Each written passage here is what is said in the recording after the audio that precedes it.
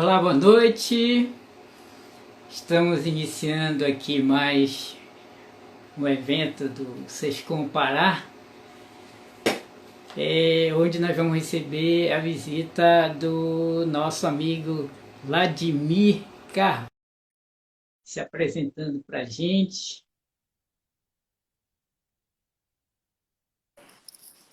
Olá! Oi, Mário, tudo bem? Boa Tranquilo? noite. Tranquilo? Tá me ouvindo bem aí? Otimamente, parece que estou do seu lado. É mesmo? Tá Que muito bom. legal! Eu estava assistindo ainda há pouco a live lá do Rio de Janeiro, acabou indo agora, né? Lá com um amigo no Acabou. Sul. Ele falou de Muito você, legal. ele falou de você lá. Oi, eu vi. É, Gente eu, te- boa, gente boa. eu tenho feito uma, duas lives por dia, né? Passando É, aí uma série de conhecimento, aí uma série de visões aí para a classe contábil e para alguns segmentos empresariais, né? Então é um momento de muita troca de informações, né, Mário? perfeito. Bem, eu antes de iniciar o nosso bate-papo, eu queria lhe apresentar. Eu sei que tem pessoas que estão lhe conhecendo agora, né? Mas eu sei que você fundou a Alterdata em 1989, lá em Teresópolis, né, no Rio de Janeiro, região serrana. E hoje a Alterdata, ela, ao longo dos anos, ela já conta hoje com 96 unidades, diversas regiões, mais de 1.700 colaboradores, 300 mil sistemas implantados, 1 milhão de usuários, 50 mil clientes ativos. São números muito importantes. É. O Vladimir é graduado em Direito, pós-graduado em Gestão e MBA em Negócios de Tecnologia da Informação, e ele possui vários prêmios, né? Ele foi considerado empreendedor do ano pela revista Você S.A., empreendedor do ano pela Ernst Young e também pela Endeavor. Além de Endeavor. Endeavor, perfeito. Além de palestrante, o Vladimir, ele escreveu um livro, inclusive, olha, eu ganhei. Ah, que bom! Tá aí. Muito Ó, bom. vamos botar Recomendo. assim, ó. Bota o teu aí. Vamos tirar uma foto dessa tela. Vamos tirar uma foto dessa tela aí agora, ó. Muito Perfeito. bom. Ele esteve conosco em 2018, aqui no Pará, no Fórum Sescom, e depois a gente vai falar um pouquinho mais sobre isso, mas eu queria iniciar, Vladimir, dizendo o seguinte, que você nos recomenda, coloque um tubarão no seu aquário. Como a Alterdata colocou 1.800 colaboradores em home office, em 4 dias, eu queria que você fizesse uma rápida avaliação do novo cenário do mercado empresarial. Muito bom, Mário. Primeiro, eu queria agradecer a oportunidade de estar aqui com você. Eu te admiro muito, te conheço, não é de hoje. A gente tem bastante relacionamento, a gente se encontra em eventos, então acho que o trabalho que vocês estão fazendo no Sescom aí na região é bem expressivo, é bem importante. As empresas precisam muito dos contadores e, consequentemente, os contadores do Sescom, né? Então, acho que é um momento de transformação de todos, que as entidades de classe têm um peso muito importante nesse momento. Nós estamos vivendo, Mário, uma situação muito atípica, né? Porque ninguém imaginou que iríamos passar por uma situação dessa. A Alterdata, eu considero a Alterdata uma companhia muito bem administrada, muito metódica, muito de indicadores de performance, muito planejadora. Isso não estava previsto.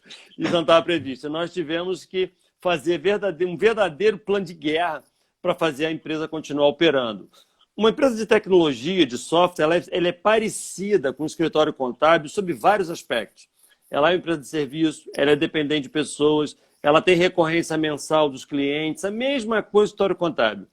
Quando veio a pandemia, nós chegamos à conclusão muito rapidamente que teríamos que parar a empresa, teríamos que ir para home office, nós começamos a pensar qual era o desafio de colocar quase 1.800 pessoas em home office muito rapidamente, que seriam 4 dias. E foi montado um plano de guerra para que isso acontecesse, porque os problemas não são só técnicos. Havia alguns problemas técnicos de conexões, servidores, segurança, porque as pessoas estão no ambiente externo e poderia ter ataque de hacker invadindo a companhia. Então, tinha algumas preocupações assim bem importantes que a gente começou a ter, né?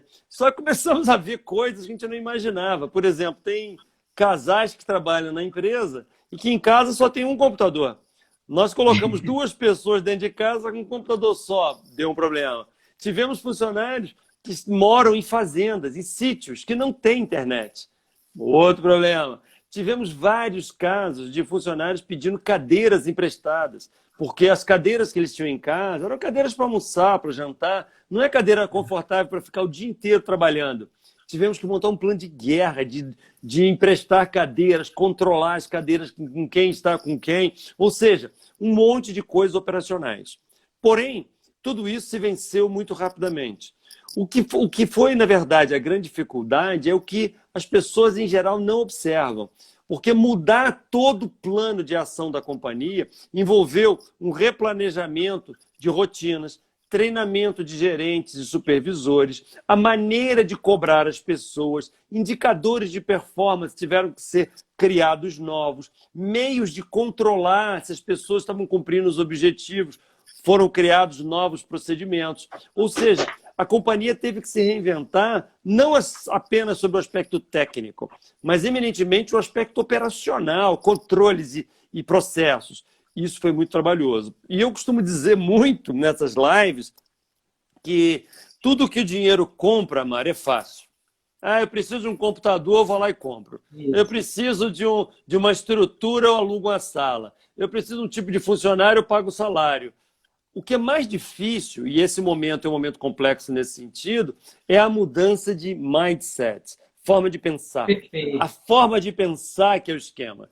E isso que eu acho que eu tenho agregado muito valor nessas lives, em tentar fazer o contador dar uma repensada no processo de liderança, de gestão, relacionamento com clientes, como é que ele atende, porque as realidades estão mudando drasticamente.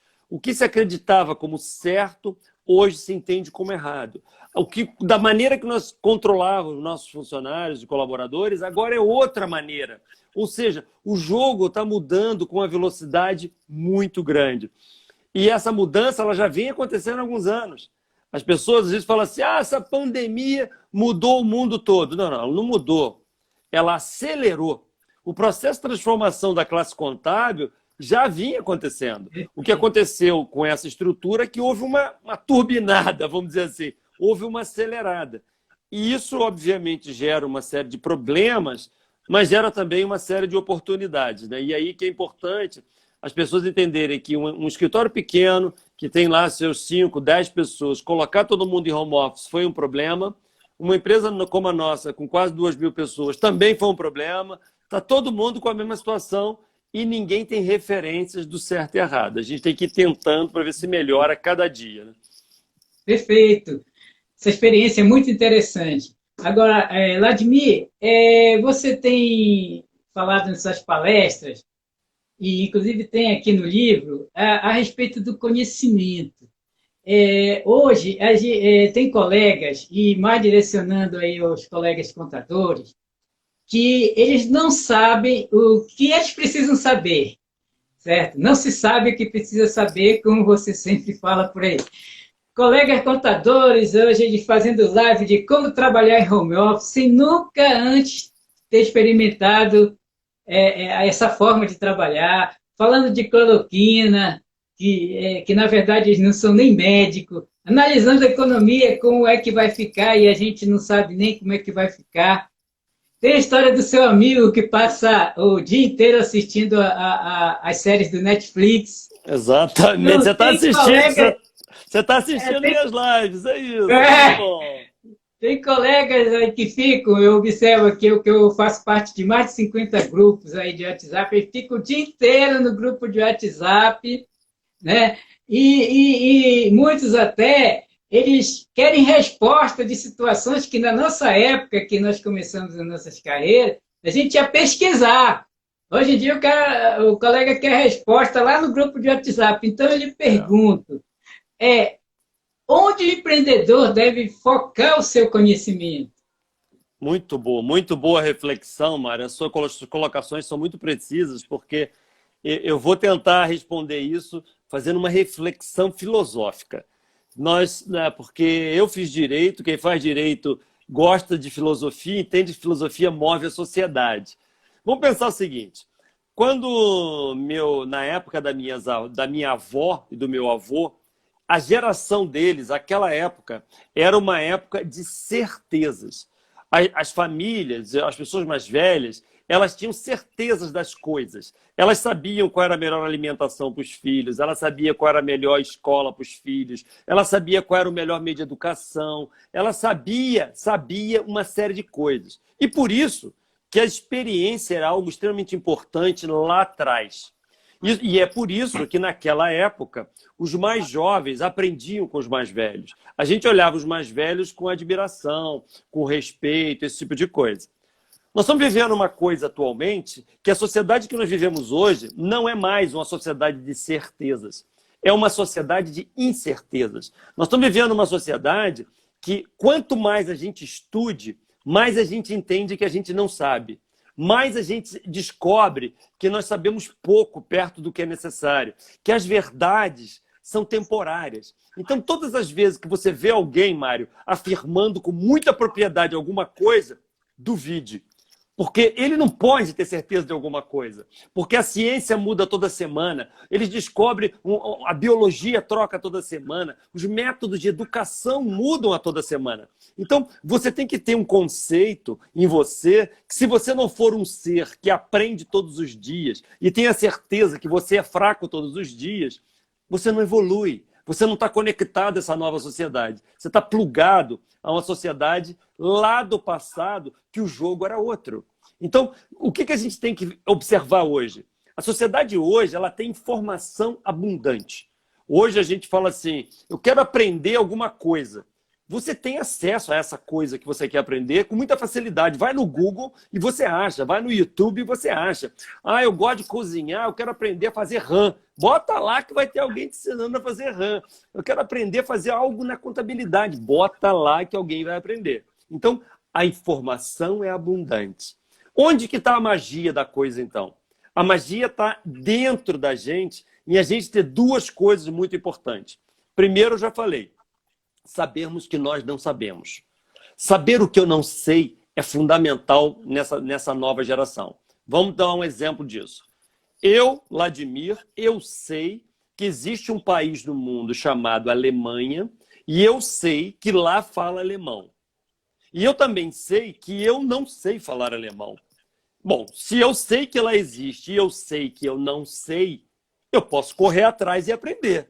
Fica fácil de eu correr atrás, entrar num curso, aprender que aquilo é importante para mim por alguma razão.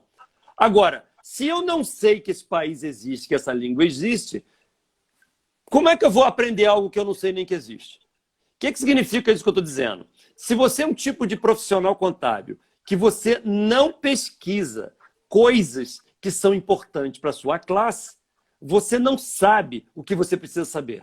E porque por você não saber, como é que você vai buscar conhecimento para isso? Você não consegue. Então, o primeiro passo importante é nós descobrirmos o que nós não sabemos. Para isso é muito importante trocar informações, participar dos SESCONs, ir a congressos, assistir lives, ter insights, ideias, conceitos, para que você descubra esse caminho. Isso é um elemento. Segunda coisa importante, você tem que ser extremamente seletista em descobrir quais são os conteúdos relevantes. Porque se você resolver ficar olhando Facebook, Instagram todo dia, vai vir 80% de lixo para cima de você, que não serve para absolutamente nada, que não te agrega em nada, e você está perdendo tempo vendo ali a foto do cachorro do teu vizinho, que não serve para nada. Então, no mundo que nós estamos vivendo hoje, a informação é tão abundante que ela chega a ser um problema. Você tem que ganhar uma habilidade, uma competência de você conseguir filtrar o melhor ter referências boas. Por exemplo, como eu faço? Eu tenho minhas referências. Então, no meu Instagram, eu tenho pessoas que são as que eu mais admiro em determinados setores. Eu sigo essas pessoas. Há um monte de gente que eu não conheço, eu não sigo. Porque eu quero ver o conteúdo de quem pode me agregar valor. Eu estou fazendo um filtro, na verdade, de informação, para essa informação chegar mais rica para mim e me tornar um profissional melhor daqui a pouco. Esses dois elementos vão fazendo a gente ter um processo de seleção que fica muito rico. Por exemplo, no momento que nós estamos vivendo hoje, se os contadores não entenderem que a forma dele liderar a sua equipe, ela mudou, ele está perdido. Porque antes você administrava pessoas que estavam aqui à sua volta. Você esticava o braço, tocava nelas. Você podia ver se ela estava fazendo uma coisa errada ou não. Agora, os teus funcionários, os teus colaboradores, todos estão em casa. Você vai ter que criar um método novo. Ah, então quem é que vai me ensinar isso? Não sei, porque ninguém sabe. Ninguém sabe. E aí que entra a questão. Nós estamos vivendo uma sociedade de incertezas. Como é que a gente faz, então, numa sociedade que ninguém sabe? Tentativa e erro com prazos muito curtos de monitoramento. Então, se você está escutando essa live aqui, teve uma ideia, que nós vamos falar várias ideias aqui, que pode ser testada com a sua equipe, testa amanhã. Não é ano que vem, não. Testa amanhã, cria um indicador, meça se aquilo funcionou. Se não funcionou, 2 dias depois você já adaptou, corrigiu, mudou a metodologia. Na outra semana você mudou mais um pouco e entrou numa coisa chamada uma evolução, numa melhoria incremental. Que é que você altera e modifica continuamente os processos, os atendimentos, relacionamento com clientes, com colaboradores, com tudo. É muito importante que as pessoas entendam não acreditar nesses que falam que tem a fórmula mágica para tudo, porque isso não funciona hoje mais. Então, muitas das coisas que eu estou falando nas minhas lives hoje, talvez ano que vem eu mesmo não acredite, porque o jogo já mudou. É comum a gente ver, às vezes, um professor de faculdade pega um vídeo que ele falou há 10 anos atrás, ele próprio olha e fala, meu Deus, como é que eu falei isso? Normal, porque a sociedade se transforma. Esse é o jogo de hoje, entendeu, Mário? Perfeito, muito boa a sua reflexão. Pena que o nosso tempo é um pouquinho curto, a gente vai ter que abordar aqui alguns temas. Eu queria levantar uma questão relacionada hoje ao papel das entidades contábeis, né? Sescom e Fenacom, há muito tempo que nós, em nossos eventos, a gente vem tratando sobre questões da tecnologia, empreendedorismo contábil. Você esteve em Belém em 2018, a sua palestra foi Avanços Tecnológicos dos Sistemas e o Empresário Contábil.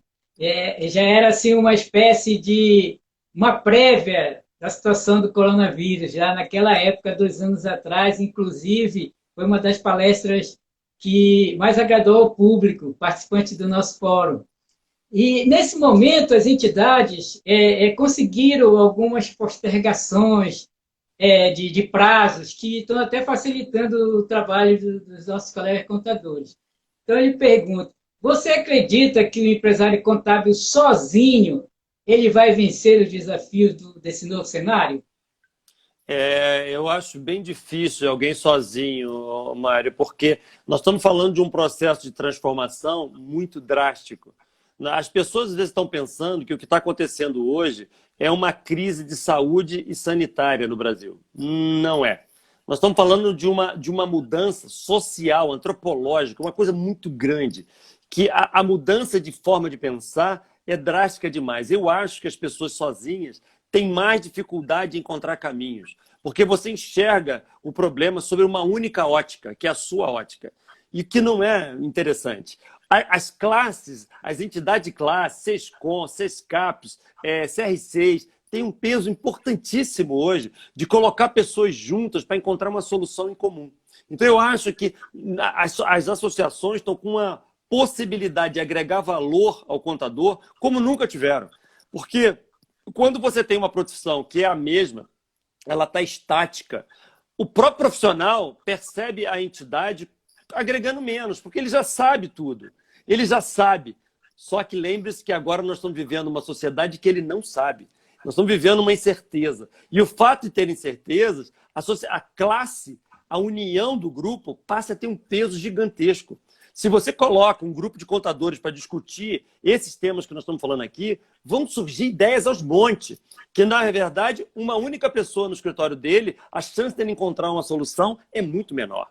Então, eu acho que as entidades hoje, ela tem um papel fundamental e não é para ensinar o que o contador já sabe, tipo balanço, DRE, ele já sabe isso. O que as classes agora, as entidades têm que ensinar é marketing digital, falar em público, fazer planejamento, liderança, atender cliente, você ter técnicas de reuniões, administração do tempo. Tem uma série de coisas que são competências que agregam valor ao profissional e não necessariamente é o técnico que você aprendeu na faculdade ou naquele curso, que é um curso que te ensina algo extremamente focado, né?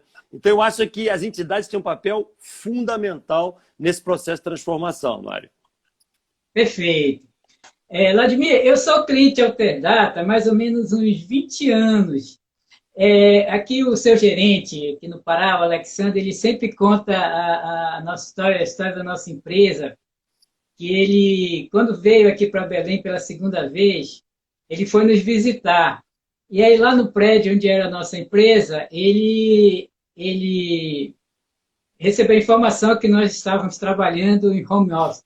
Isso foi em 2006. E nessa mesma época, em 2006, que eu fui para o home office, estava instalando os sistemas em casa e tal, e eu fiz um atendimento lá no suporte da Alterdata, e naquela época, 2006, as conexões não eram muito boas, e caiu a conexão do chat. E eu fui baseado nas informações que o analista tinha me passado, eu consegui resolver o problema. E aí, no dia seguinte, para minha surpresa, o atendente ligou para mim.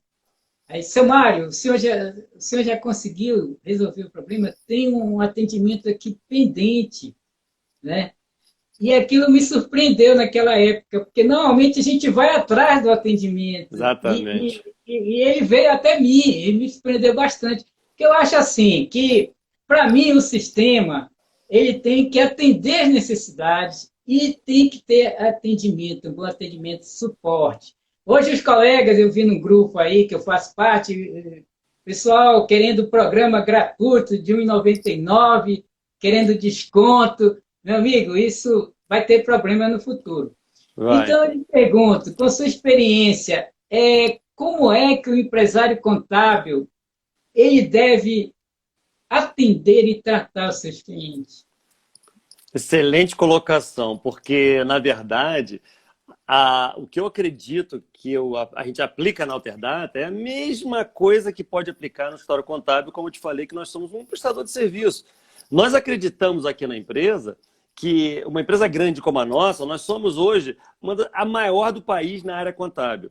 A gente acredita que o que é mais importante na companhia não é o produto que a gente faz, não é as coisas, os investimentos de tecnologia que a gente tem. A coisa mais importante que no nosso DNA é escutar os clientes, é ter um ouvido enorme para escutar o cliente. Porque quanto mais você escuta, mais você entende onde está a dor.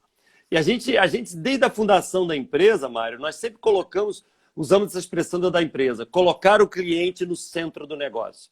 O cliente tem que estar no centro. A gente se vê como uma coisa que tudo tem que ser focado no cliente. Quantas das vezes a gente está em reuniões, criando coisas, surgem umas ideias, alguém levanta e fala assim, olha só, nós estamos desfocando. Isso aí não vai ajudar o nosso cliente, vai ajudar a gente, mas não vai ajudar o cliente. Aí todo mundo, tem razão, desfaz, vamos reinventar.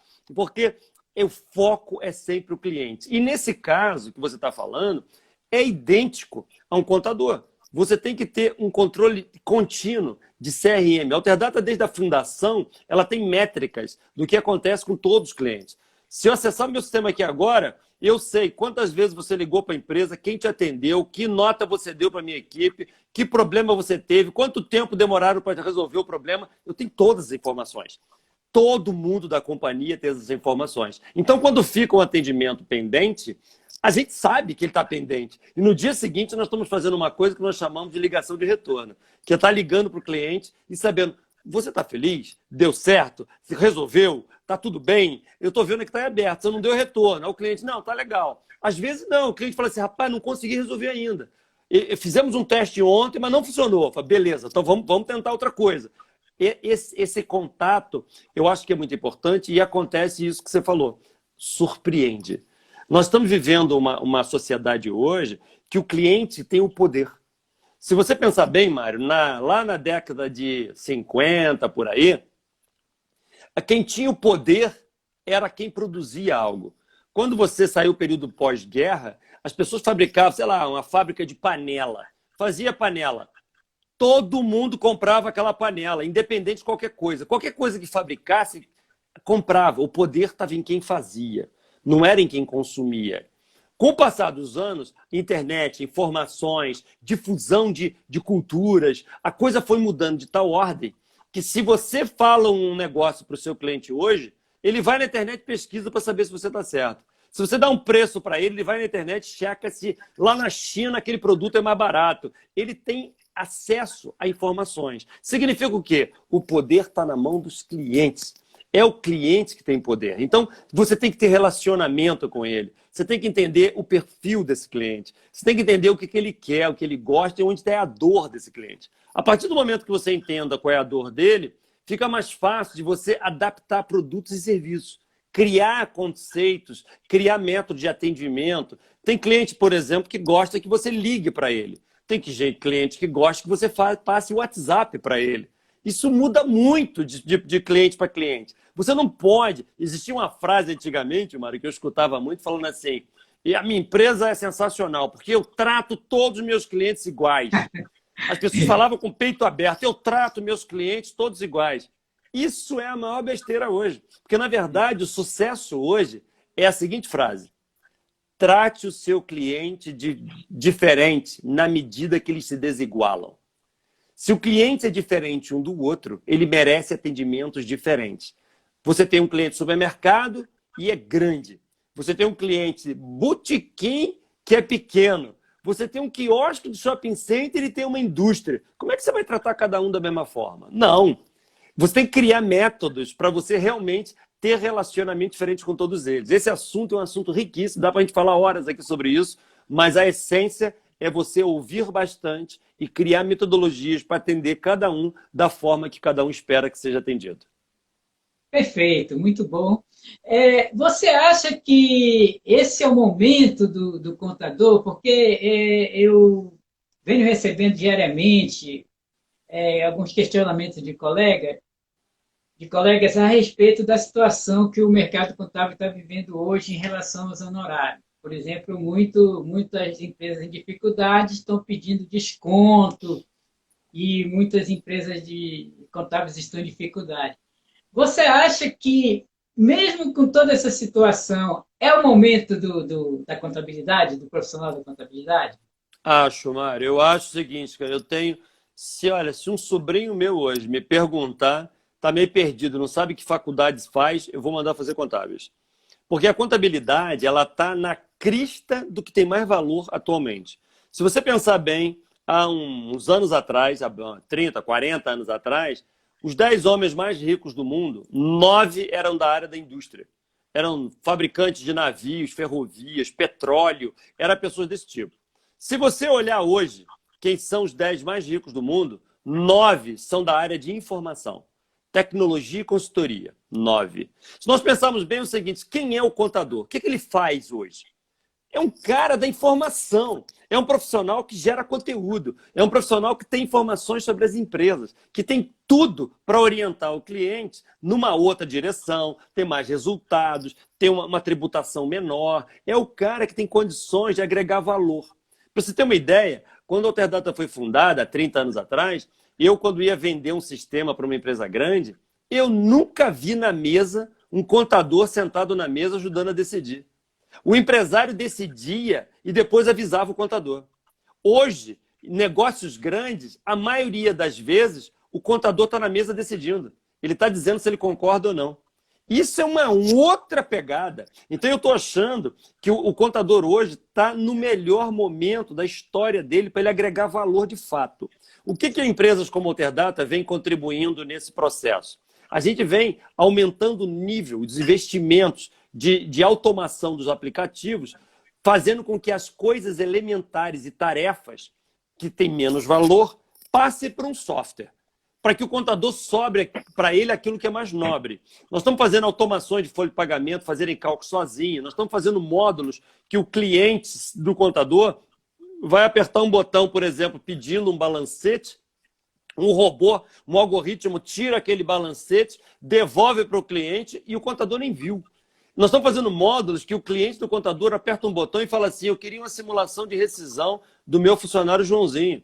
Essa informação vem para trás, o departamento pessoal processa, devolve para ele, o contador nem viu. E esse nível de automação está fazendo com que as tarefas saiam das mãos do contador para sobrar para ele aquilo que é pensante. A estratégia da Alterdata é tirar o menos valorizado e deixar o mais valorizado na mão do contador. Porque nós achamos, temos certeza absoluta, que é um momento excelente de valorização. Ah, isso vai acontecer por passe de mágica? Não, não vai. Ah, o cliente... Outro dia eu estava fazendo uma palestra dessa, Mário, uma contadora falou assim, não, o senhor está falando isso porque o senhor não conhece os meus clientes. Porque eu estou numa região aqui com 30 mil habitantes e meus clientes não valorizam nada do que eu faço. E eu falei assim, olha, você está com esse problema, não é porque você está numa cidade de 30 mil habitantes.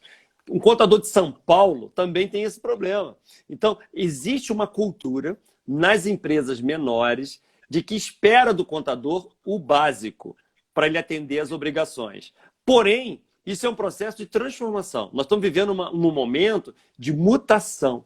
E as mutações elas estão acontecendo de cima para baixo, das empresas maiores para as menores. Então, é possível, dentro de pouco tempo, vocês entrarem numa outra dinâmica de trabalho que o cliente vai sentir a diferença. Outro dia eu escutei de um contador de São Paulo falando o seguinte, Mário, ele falou para mim, olha, meus clientes nunca foram tão bem atendidos como eles estão sendo agora. E eu falei, é mesmo? Mas por quê? Ele falou, não, porque eu tinha uma dificuldade de ter contato com meus clientes. Para eu ir no cliente, era engarrafamento, tempo, agenda. Para o cliente vir até a mim, era uma confusão. Eu não conseguia me relacionar com meus clientes por causa desse contato. Agora, ele falou assim, eu criei uma metodologia. Todo dia eu falo com 3 clientes com encontros de meia hora.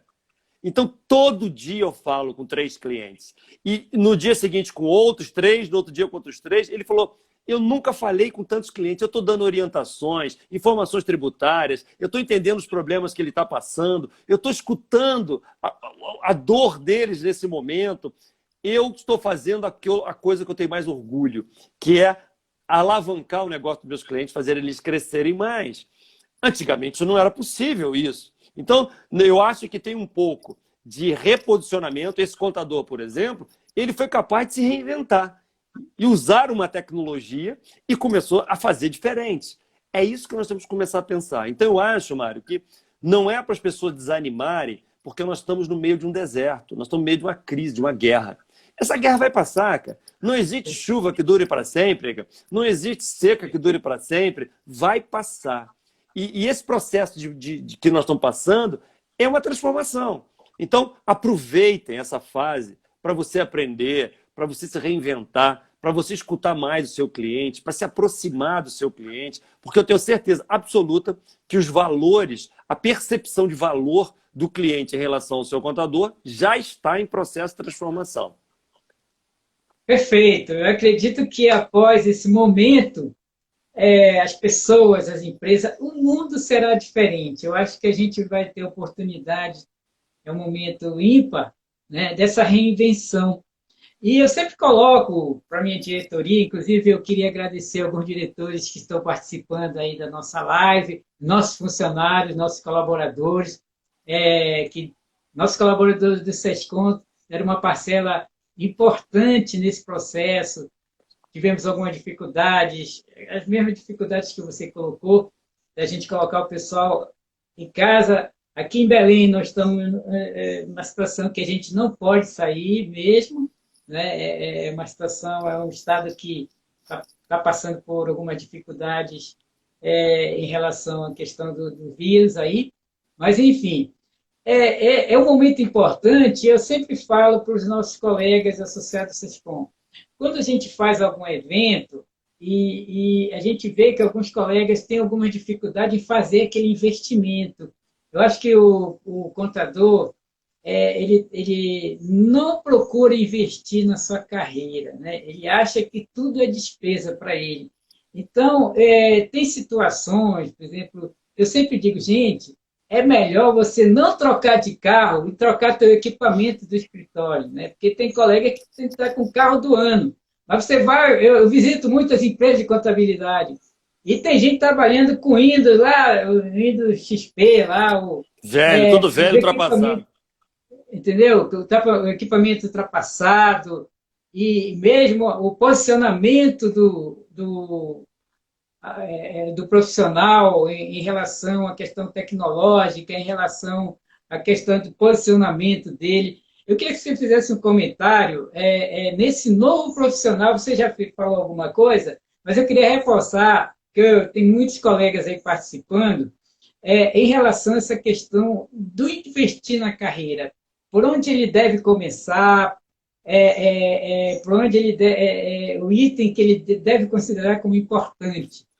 Deixa eu te dar um exemplo pessoal meu, né? Porque, como eu te falei, eu me identifico muito com a classe contábil e a minha forma de enxergar. Desde a fundação da Alterdata, eu sempre pensei o seguinte, Mário: a Alterdata tem que ser melhor do que eu. Ela tem que ser mais rica do que eu. Ela tem que ter mais conhecimento do que eu, mais cultura, mais dinheiro, mais estrutura.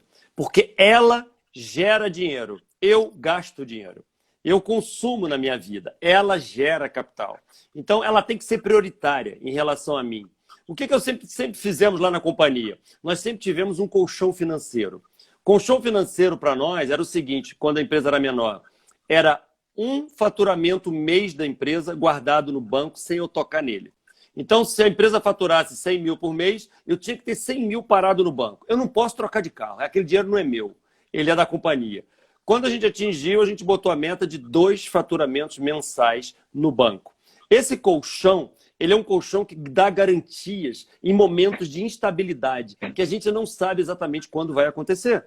Esse colchão foi consumido várias vezes em construções de prédio, em infraestrutura, investimentos de treinamento, aprimoramentos da equipe. A gente consome e depois ele vai para o lugar de novo. A gente passou por várias crises, a época que o Collor pegou dinheiro de todo mundo, crises econômicas graves. O nosso colchão foi muito importante. Para você ter uma ideia, Mário, o primeiro, a Alterdata tem vários prédios, agora vai para o 3º prédio aqui na nossa cidade. O nosso primeiro prédio, quando foi construído, a empresa tinha um prédio de 4 andares próprio. Eu não tinha casa própria. Eu estava pagando financiamento daquele... Sabe aquele financiamento na Caixa Econômica que demora 20 anos para pagar? Eu estava naquele financiamento pagando apartamento em 20 anos. A empresa já tinha um imóvel dela próprio.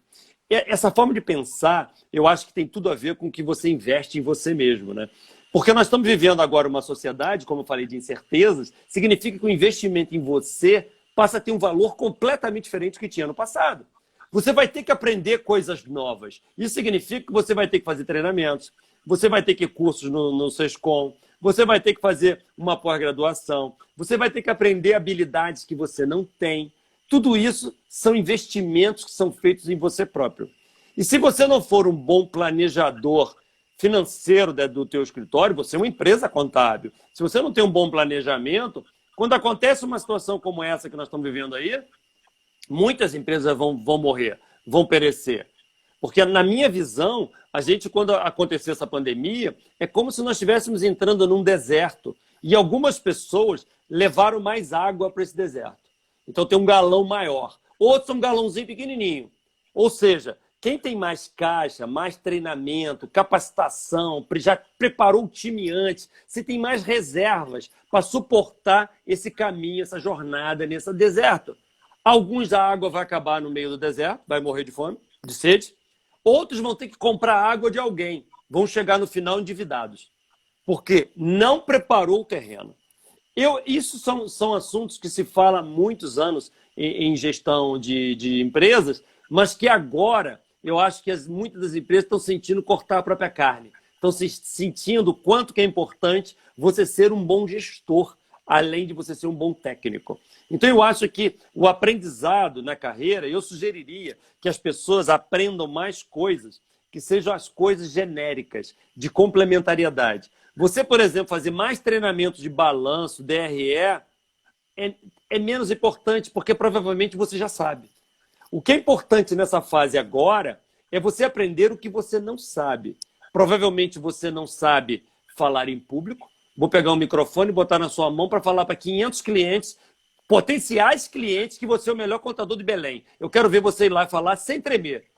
Isso é um desafio.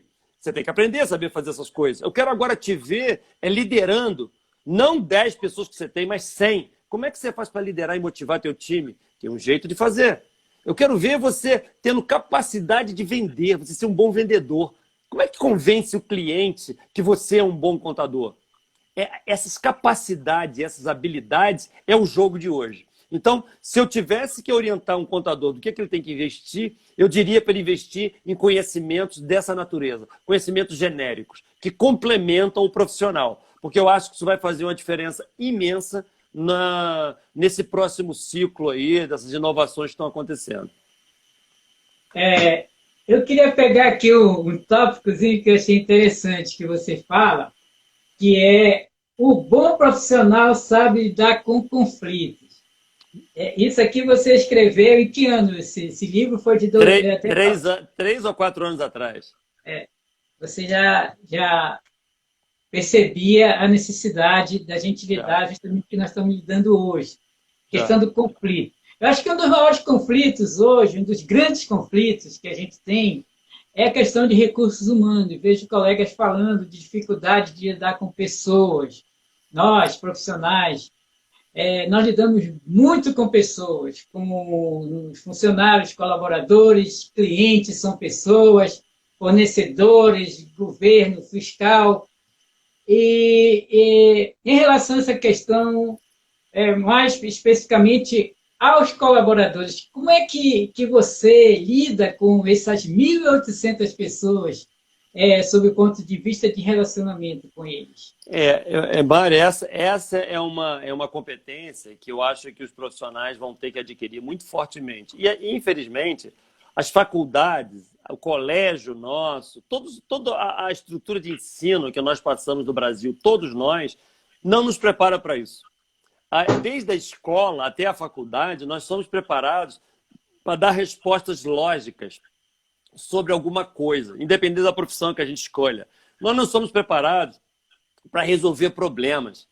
E isso cria um problema violento frente aos desafios que a gente tem hoje. Para você ter uma ideia, por exemplo, quando eu estava no colégio, provavelmente você também, o professor se desse um seguinte exercício, professor de matemática. Olha, aqui tem um saco de pipoca, uma pessoa demora meia hora para comer esse saco de pipoca. Duas pessoas demoram quanto tempo para comer o mesmo saco de pipoca? Esse é o dever de matemática. Ou seja, uma pessoa meia hora, duas pessoas, ele está esperando uma resposta de 15 minutos. Só que eu gostaria de dar a resposta 5 minutos e eu quero certo nessa questão. Por quê? Porque quando tem concorrente, você come pipoca mais rápido. As coisas, esse é o mundo real, é o mundo de verdade. A gente é treinado para ter respostas lógicas que não tem nada a ver com o mundo de verdade. Significa que as pessoas, os seus colaboradores, ele tem um mapa mental não ajustado ao mundo que a gente vive hoje. A gente precisa capacitar nosso time a ter uma outra forma de pensar em cima de resolver problemas e não simplesmente dar respostas. A gente, na Alterdata, estimula os funcionários, a equipe toda, a saber fazer perguntas e não só a ter respostas. A gente provoca todo mundo ao seguinte: por quê, por quê e por quê? Por que será que a gente tem que fazer isso assim? Por que será que o cliente quer dessa forma? Por que será que o concorrente está fazendo daquele jeito? Será que a gente não consegue fazer de outra maneira? Esses questionamentos, você vai estimulando o time de tal forma que o time começa a se sentir parte de um processo, parte de uma solução. Isso muda a dinâmica completamente. Na minha cabeça, se você perguntar para mim hoje assim, Vladimir, você é o melhor na Alterdata fazendo o quê? Eu vou te responder, Mari, que eu sou o pior de tudo na Alterdata. Eu sou o pior vendedor, eu sou o pior marqueteiro, eu sou o pior financeiro, eu sou o pior de tudo. E é assim que tem que ser. Por quê? Embaixo de mim tem que ter pessoas brilhantes. Na verdade, o meu papel como presidente da empresa não é ser estrela da companhia. Eu não posso brilhar, quem tem que brilhar é as pessoas que estão embaixo. Quando você cria essa dinâmica, baixa o teu ego, cria humildade para você movimentar os teus talentos, treinar a tua equipe para que eles sejam cada vez melhores, cobrar dos líderes, eles criarem substitutos para serem cada vez melhores. Você vai criando uma pirâmide sólida na empresa, de tal forma que o conhecimento flui de cima para baixo, a valorização das pessoas vem de baixo para cima e você começa a ter um time que, de fato, se torna um exército alinhado. Eu costumo usar uma expressão que um bando de gente trabalhando juntos é diferente de um exército alinhado. O exército alinhado é aquele que responde rápido e mesmo em momentos muito críticos de dificuldades, né? Então, quando o líder lida com conflitos, com problemas, sabe mexer com corações, entende que cada pessoa é diferente uma da outra, que as mensagens que a gente tem que passar variam de pessoa para pessoa, de acordo com o perfil daquelas pessoas, você começa a fazer uma coisa que adere mais. Por exemplo, eu sugeriria que todo mundo que estiver nos ouvindo leia sobre Eneagrama. Eneagrama. O Eneagrama é um estudo hindu que fala sobre personalidade. Sobre esse estudo, ele diz que só existem 9 perfis de personalidade no mundo. E esses 9 perfis, os seus funcionários fazem parte dele. Um é mais concentrado, tem um ego mais elevado, um é mais introspectivo, um é mais falante. Tem um monte de personalidade. Quando você começa a entender isso, fica fácil de você administrar o time todo, fica mais fácil de você usar o melhor de cada um naquilo que ele mais brilha. Então, eu acho que uma das competências muito importantes desse novo ciclo é, de fato, conhecer de pessoas. Eu acho que isso é fundamental. Perfeito. Inclusive, no atual momento, né, que está todo mundo em casa hoje, como colocamos no início da nossa conversa, o que acontece? Antes o empregado tinha um supervisor, tinha o ponto que ele entrava às 8, saía às 18.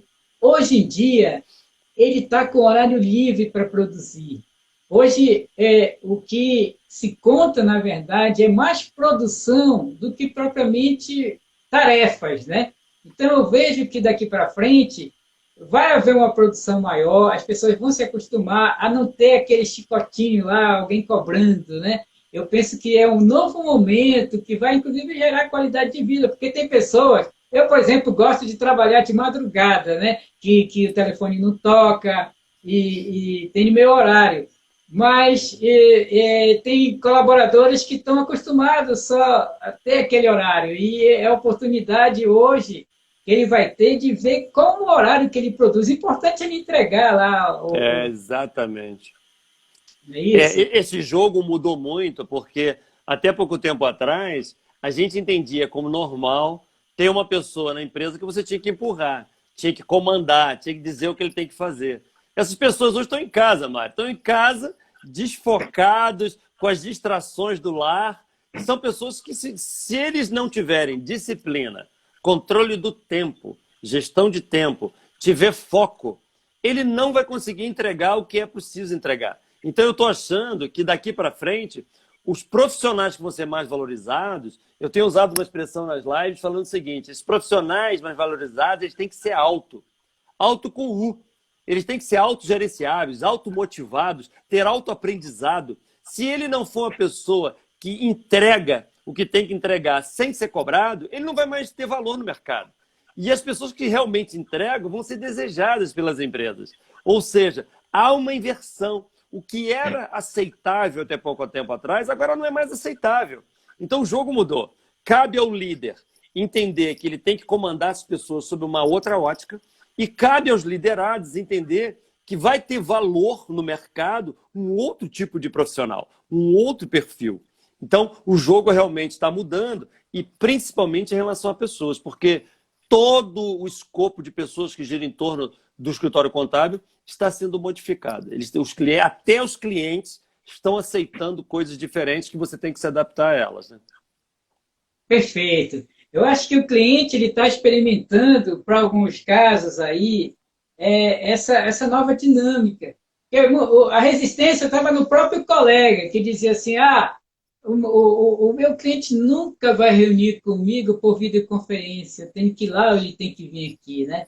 E você, numa das lives que eu assisti a sua participação, você colocava que hoje em dia a empresa com uma mesa de 20 mil reais, né, um quadrozinho tudo bonitinho, ela vai competir com uma empresa que está praticamente com uma estrutura mínima, mas que vai Exato. oferecer um serviço, não é isso? Exatamente. Na verdade, essas são as quebras de paradigma que nós estamos vivendo, né? Porque até pouco tempo atrás, nós montávamos um visual para passar confiança. Então, você tinha um escritório contábil lindo, perfumado, com aquelas mesas maravilhosas, com mármore de Carrara, caríssimo, ali para o cliente olhar e falar, nossa, que profissional.